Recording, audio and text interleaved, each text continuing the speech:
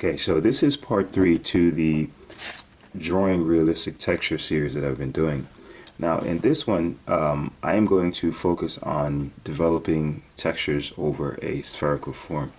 In the first video I did it over cubes, in the second one I did it over cylinders, and now I'm going to do it over spheres. Now the thing is, the whole idea that I'm trying to drive here is that texture without following form is just a flat pattern. Okay, for a texture to be effective, it has to conform to the form. It has to conform to the form that it's actually covering. So if you notice, when I did the cube, I had it follow the cube.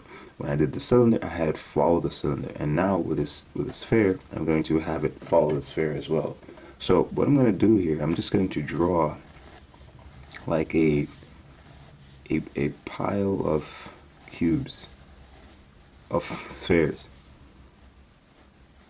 Okay, now we have this done. Now, so before I actually start rendering them, what I'm going to do is I'm going to discuss, like I did before, let's discuss the light and shadow pattern on a sphere and how light affects that, right? So if you have a ball like this and you have light shining on it, and let's say the light is shining it doesn't matter. I tend to like using light from the upper right because it produces good value patterns. Okay, when it's a little bit up to the front and to the side, okay, because that way it's affecting all 3 dimensions at an angle, so it creates really nice value patterns, and I'll explain that in another tutorial. But in any case, the shadow border, the border of the shadow normally follows the form around there. Okay, so in other words, all of this area is in shadow, close to where the diameter of the ball is. However, it's not necessarily the diameter because it depends on the position of the light. In other words, if you have a ball like this and the light source is more behind than in front, then the shadow board is going to have a convex shape like that. So this will be in shadow.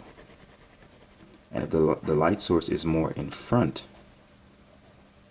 like this, and it's shining on this, then the shadow board is going to be more like that.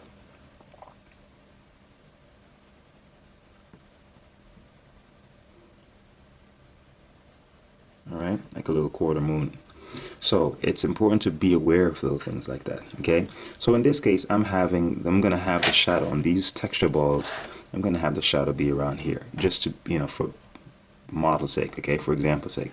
So it's pretty convenient. And you know, when you're shading a ball or a spherical form, right, you know that the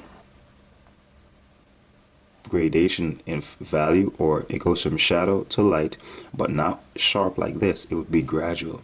So it's important to imagine that the texture is getting lighter as it goes around.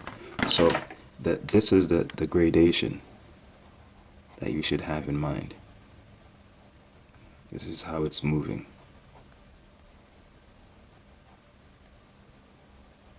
Alright, it's getting lighter as it goes towards the lights. 1, there'll be an area of shadow and there'll be an area of light. 2, the gradation, at the border, it will be gradual from shadow to light. It will go from deeper values, deeper texture, to lighter texture, and it will be very smooth, not a sharp line like it's a box or an edge. Okay, you picture it as an edge, but you smooth it out. Now, when drawing with pen and ink, what does that mean? Well, that means for us to do that, we have to manipulate or adjust our strokes to reflect that. So that means in the shadow areas, our strokes may be closer or tighter, and in the light areas, they'll be lighter, less pressure, more spaced out, and less dense, not as layered as here. So those are some of the things I'll do in the shadow area, and I'll gradually change as I go towards this point. Alright, the texture will get lighter. And the thing is, as I had mentioned in other tutorials, in light areas you see less because the light is so strongly lit in this area, it's bleached out.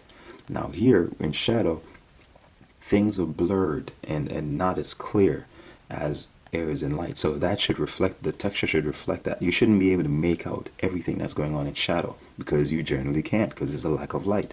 However, in areas where you have a lot of light, you also don't see much, but because it's an abundance of light. So in either places you don't see much. Where you see the most is right here, where there's a transition between shadow and light, light and shadow. That's where you actually see the most. Right. So I guess I'll just go random, but you'll see how the main thing is I'll focus on creating that volume, right, where they move from shadow to light.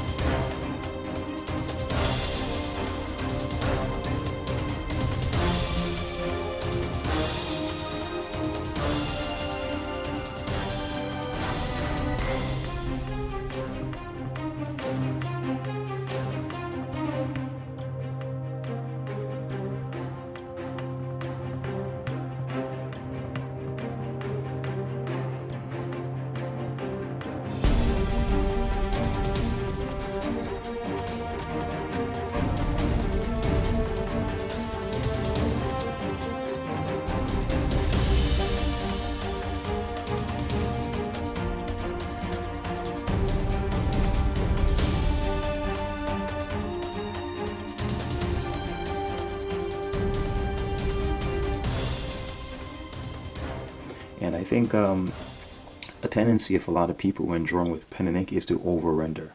So it's almost like sometimes you have to stop yourself and not draw what you think you should. Sometimes you have to trust that less is more.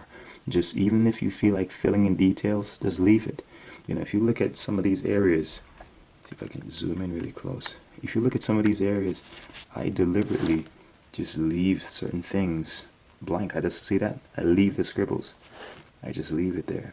And it still, conveys that sense of light and shadow, because in truth, when we draw, things that or actually just based on our vision, when we look at things and things that are brightly lit, we cannot make out the details because there's too much light, too much reflection there. And that's what you have to try to emulate in your drawing when you want to create realistic texture. So hopefully this was helpful and you guys got some tips that you can apply to your own drawings. And remember to check out if you haven't already, check out the other drawings that I did in this series. Before I did the cylindrical form, and before that I did the cube. And I think the next one I'll do from this is applying these actual textures to maybe doing a still life.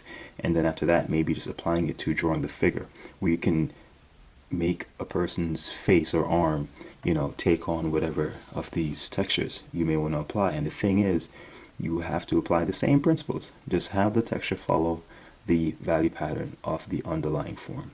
And that's pretty much it.